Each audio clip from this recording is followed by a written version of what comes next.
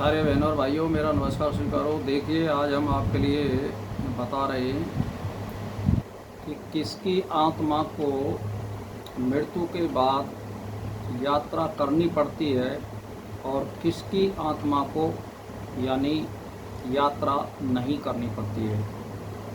तो देखिए, शास्त्रों में ये दे रखा है कि स्पष्ट ही शरीर के प्राणों के उत्क्रमण ना होने की बात कही है। इसीलिए यही सिद्ध होता है कि उसका गमन नहीं होता है। यानी नरसिंह उपनिषद में कहा गया है कि उस आप्तकाम महापुरुष के प्राण उत्क्रमण नहीं करते, वहीं विलीन हो जाते हैं। वह ब्रह्म होकर ही ब्रह्म को प्राप्त होता है। और बृहदारण्य उपनिषद में 4:4-7 में कहा गया है कि वह यही ब्रह्म को प्राप्त होता है। इससे यही सिद्ध होता है कि उस महापुरुष का लोकांतर में गमन नहीं होता है। यानी जिन लोगों ने यम नियम का पालन करते हुए और नियमबद्ध तरीके से अपने इष्ट का ध्यान करते हुए पूरा जीवन व्यतीत किया है और इस जीवन काल में ही उन्होंने आत्म साक्षात्कार कर लिया है,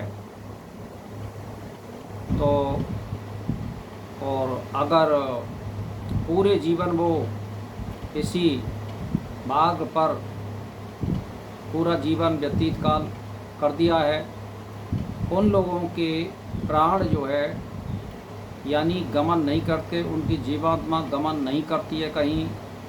उनके सभी सूक्ष्म तत्व यहीं पर रह जाते हैं और वो ब्रह्म में यहीं पर विलीन हो जाते हैं। उनको लोकांतर में गमन करने की ज़रूरत नहीं होती है और ना उनको जीवन फिर आगे मिलता है। यानी वो ब्रह्म में ही ब्रह्म हो जाते हैं। इसका मतलब ये हुआ कि आप देखिए कि गीता में भी कहा गया है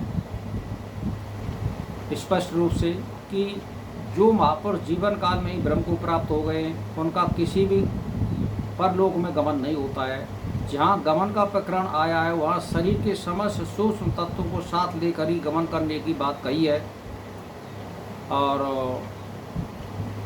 मुंडक उपनिषद में कहा गया है कि उस महापुरुष का जब देहपात होता है, समस्त 15 कलाएँ मन सहित इंद्रियों के देवता सब अपने अपने अवमानित देवता में स्थिर हो जाते हैं और उसके साथ जीवन मुक्त का कोई संबंध नहीं रहता है। इसके बाद विज्ञान में जीवात्मा, उसके समस्त कर्म, उपयुक्त सब देवता, ये सब पर ब्रह्म में विलीन हो जाते हैं। इससे ये सिद्ध होता है ऐसा महापुरुष जीवन काल में ही परमात्मा को प्राप्त हो जाता है। प्रारब्ध पूरा होने पर देहपात के बाद वह परमात्मा में विलीन हो जाता है। यानी उसकी आत्मा कहीं गमन नहीं करती है और वो जन्म रहित हो जाता है, यानी उसकी मुक्ति हो जाती है। कुल मिलाकर के ये है। तो भाई और बहनों, देखिए, ये साधनाएं कईयों प्रकार की होती है। जैसे मान के चलिए कि भाई गर्मी पड़ी और गर्मी से समुद्र में से बाष्पीकरण हुआ, भाप के रूप में उसके बादल बने और फिर वो बरसात के रूप में ज़मीन पे आई और फिर यहाँ पर पहाड़ पत्थरों का पानी इकट्ठा हुआ और फिर नदी नालों के रूप में वो फिर वापस जा रहा है और वो समुद्र में मिल जाता है। तो ऐसे ही एक आत्मा की, जीवात्मा की एक गति होती है। परमात्मा इसको मुक्ति प्राप्ति के हेतु इस पृथ्वी पर जन्म देता है मनुष्य का, और मनुष्य का जन्म लेकर के जो आत्माएं परमात्मा में प्राप्ति के लिए यम और नियम का पालन करती है और परमात्मा के प्रति तप और त्याग स्वाध्याय करती हैं, उनके लिए जन्म मिला है।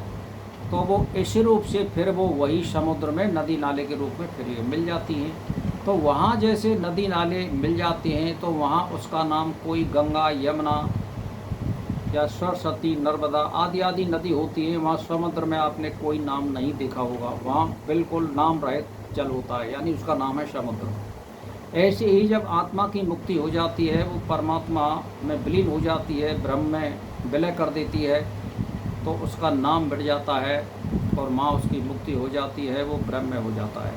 अब जैसे मान के चलिए नदी का पानी वहाँ फिर गया और वो फिर भाप से होगी और फिर भाप बनेगी, फिर बादल बनेंगे, फिर पानी के रूप में बरसात होगी। इसी तरह एक आत्मा का क्रम है, बहुत लंबे समय के बाद कभी ना कभी फिर उस तत्व को जन्म देगा परमात्मा, और फिर इसी तरह से ये क्रम है। तो मेरा कहने का मतलब ये है, पृथ्वी पर जो जीवात्माएं जन्म लेती हैं वहाँ इनको भोग प्राप्त होते हैं, और जब मुक्ति हो जाती है तो ये आत्मा का भोग है, इंद्रियों का भोग नहीं है। पृथ्वी पर इंद्रियों का भोग भोगा जाता है, वहाँ मुक्ति में आत्मा स्वतंत्र होती है और कहीं भी आ सकती है, कहीं भी जा सकती है। जैसे मान के चलिए आप ये सोचिए, समुद्र में वो नदी नाले मिल गए, नाम नहीं है, कालांतर में जैसे ही आत्मा विलीन हो जाती है, उसका कोई एक लंबा समय है, 37,000 करोड़ वर्ष, तो उसके बाद फिर उस आत्मा को जन्म दिया जाता है और वहाँ जीरो में जन्म दिया जाता है, यानी जिसको सुख और सुविधाएँ बहुत कम मिलेंगी मनुष्य योनि में, और फिर वो धर्म संग्रह करेगा, फिर उच्चता को प्राप्त होगा, फिर उसको श्रीमानों के घर में जन्म मिलेगा, फिर साधना करेगा। तो इसी तरह से ये क्रम है। धर्म संग्रह केवल मनुष्य योनि में ही किया जा सकता है, अन्य योनि में नहीं किया जा सकता। हाँ, जिनकी आत्मा ज़्यादा दृढ़ और एक तरह से कॉन्शियस माइंड में जो मंत्र का संग्रहित ज़्यादा हो गया है, जिनको आदत ज़्यादा हो गई है, तो वो आत्मा शरीर के निकलने के बाद भी उनको याद रहती है ये सारी चीज़ें, और वो वहाँ भी कुछ ना कुछ शुभ अपने मन में विचारती रहती है। तो इसका ये फल मिलता है, फिर उनको अच्छे श्रीमानों के घर में अवश्य जन्म मिलता है।